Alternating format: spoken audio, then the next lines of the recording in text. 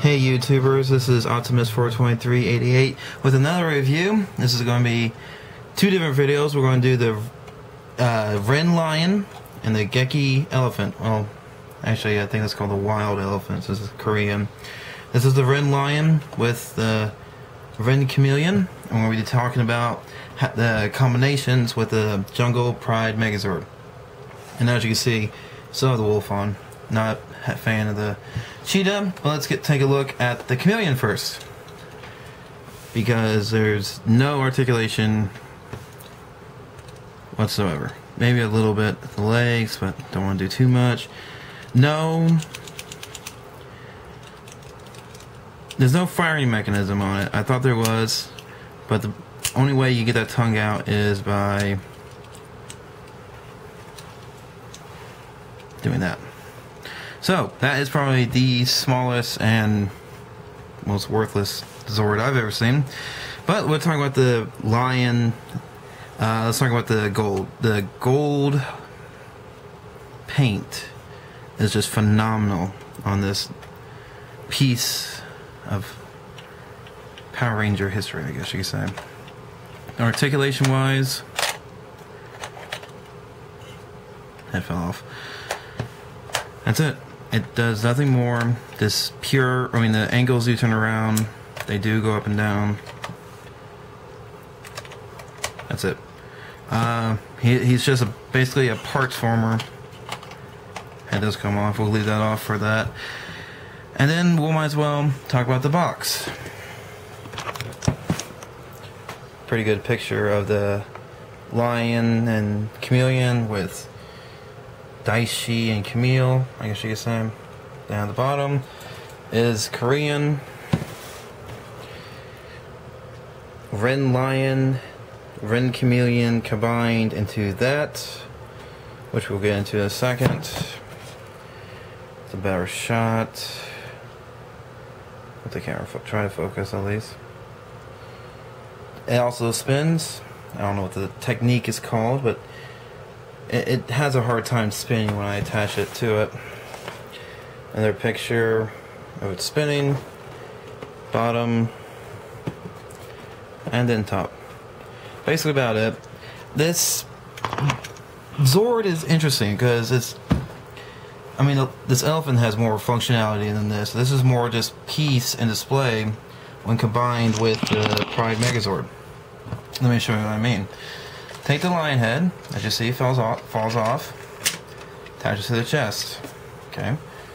Take the back / tail, pop it off. Take the body, do that.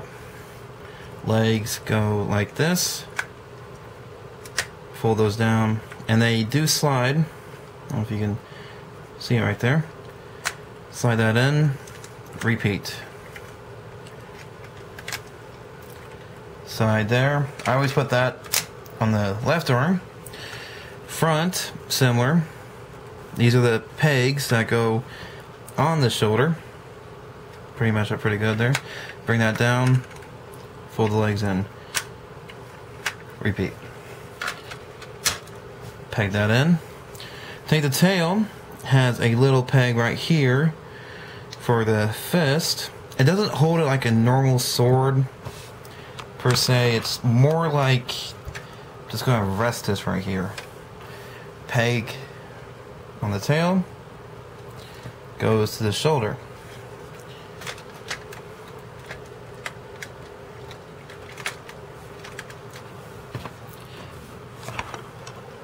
And there you have Jungle Pride Master, or Jungle Pride Megazord with Lion Spirit. Quite interesting. It's very intimidating with the whole lion thing. Oh, and the mouth does move. Nom nom. Nom. Nom nom. Does move. Yeah, it's just, I think for display purposes, the spinning attack. Oh. I forgot one little thing.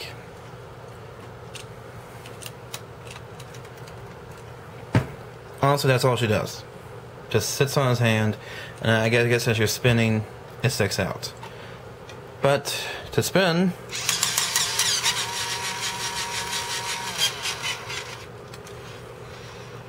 yeah, it's a little heavier than anything else you put on them, I think. I don't know, maybe the bat might be a little more heavier because it's directly on the back, but we'll see whenever that comes around. So, that is the review of the Lion, and I'm going to, this is a two-part review. So we're going to do the Elephant real quick, put those aside. The Elephant was the first auxiliary Zord they received. I think it was like a chinchilla monster or some kind of monster that had a really hard shell.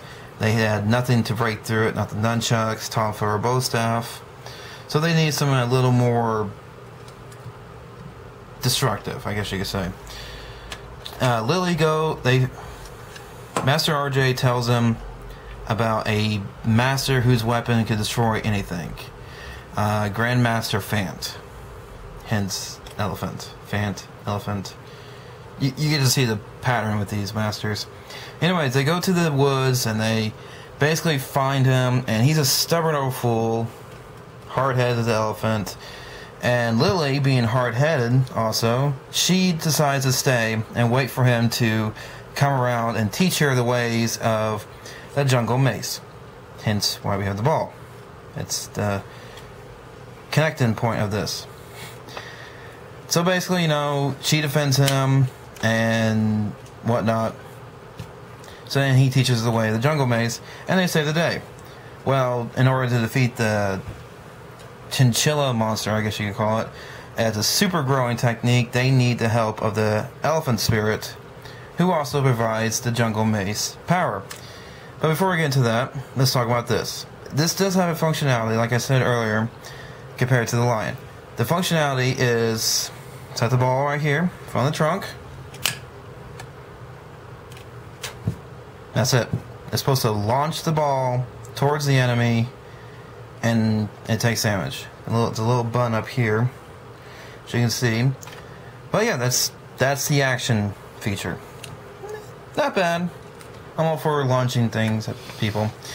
Anyways, articulation. Legs do go up. Do that. Ears do go in. Let the camera focus. And the tail does move. There's no nom nom feature. The mouth opens for the Megazord head. I don't know if you can probably see it in there already. But, anyways, transformation wise, basically the same thing as the Lion. It's a shoulder mount, but we'll show you anyways. We'll do a higher elevation. Alright, so what you do, take the elephant, break it in pieces. Set that side away. You take the legs, fold them up, take it that, take the belly, do that. Same thing. Shoulder, armor, addition. You take the front part, take the head off. Just kill the elephant. Okay. Same thing, repeat. Right arm, shoulder piece. Now you've got this decapacitated elephant. Disconnect the mouth, you got the Megazord head. You take this, fold the mouth up, do that. There's a little tab right here that plugs into this port, and plug it in. And then you have the armor. You take the weapon, little peg goes there, and there.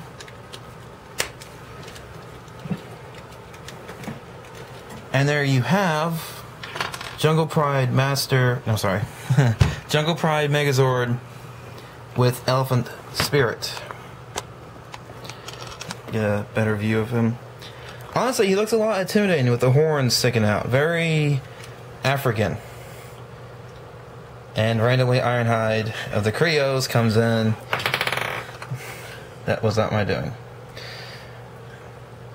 Not bad, not bad. Similar to the Lion. he does have a savage spin. Oh, yeah. Arms up.